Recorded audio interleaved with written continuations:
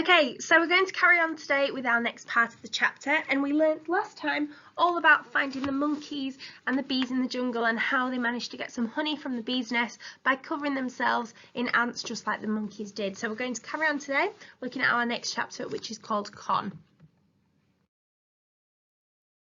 The next day was a Wednesday.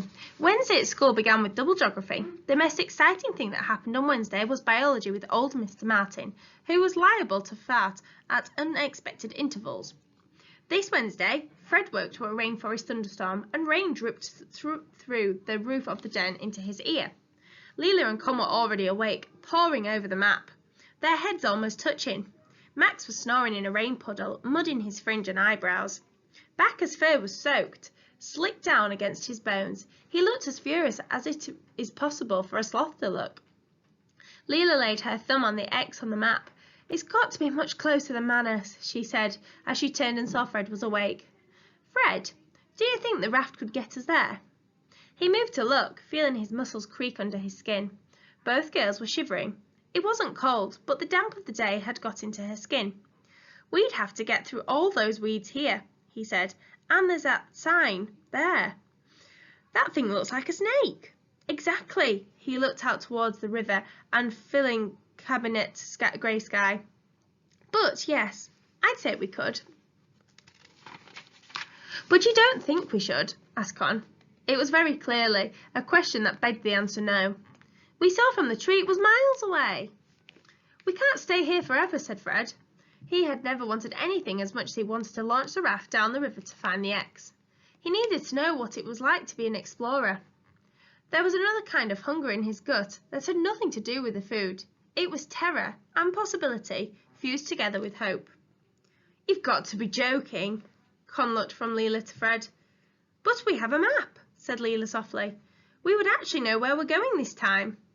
"But you don't know what's at the end of it." Con's skin was white and red in patches. "But it's got to be something, or there wouldn't be a map," said Fred. "But what is the X supposed to mean? Never go here because there are all things that will come for you in the dark."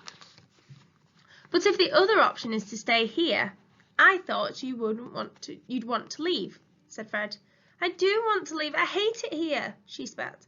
"I hate the mosquitoes and the ants and the bites and the endless hunger all the time. But I don't want to follow a map to nowhere. I just want to go home." Max jerked away and began to whine, tugging at Leela's sleeve. She shook him off too. "I want to go home too," said Leela. "But it's no worse for you than for anyone else." "Yes, it is." Con's face was contorted beyond recognition. "You don't understand. It's easier for you because you're used to it. You're from here." Leela's eyes widened. "I live in the city." Her voice was thin with shock. "We have a dining room with silver candlesticks. I do not live in the jungle." "But you're not feeling sick all the time." Con's jaw was clenched. "I wake up every morning feeling like I'm going to vomit."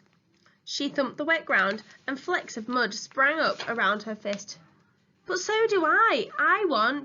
I hate it so much here I can't breathe." "Do you think any of us like it?"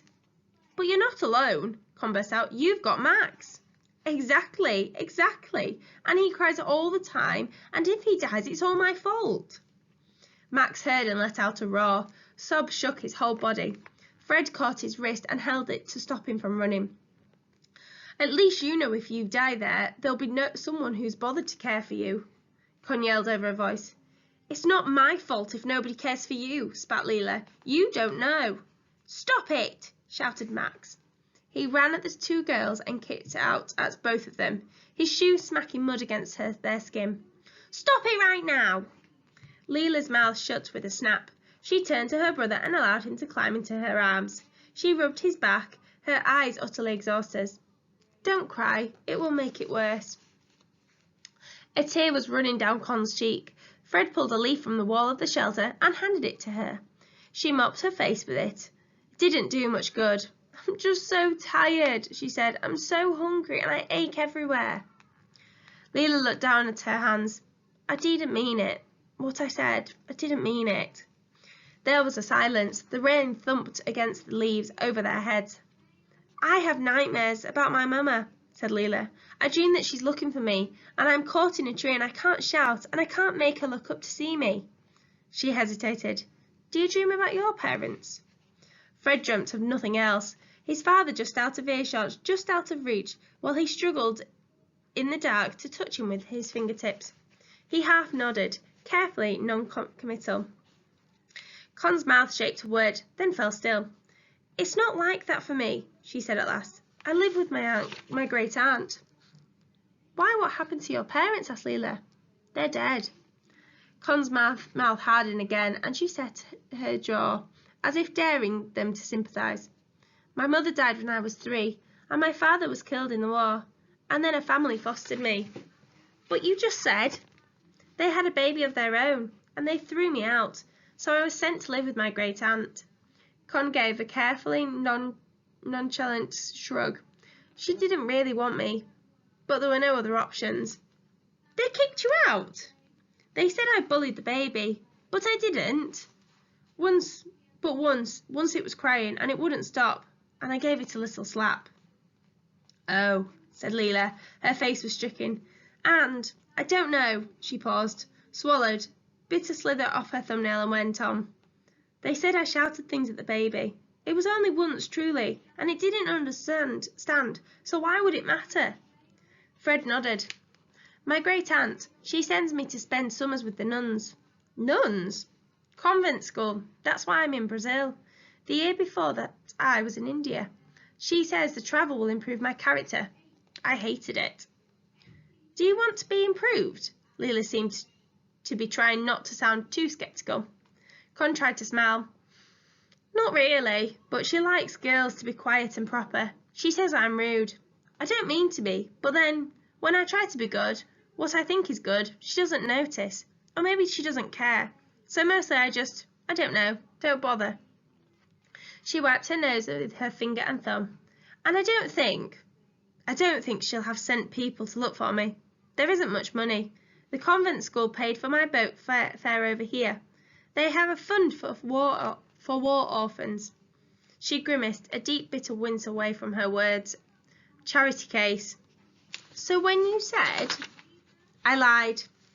Your aunt sounds absolutely awful, said Leela. Really, she does, Fred said. He wondered if he should punch Con on the arm, the way the other boys did at school. He decided it might not be a punching type of occasion. She's just old, really. Con breathed in a deep, shuddering breath, as if she had expelled something weighty.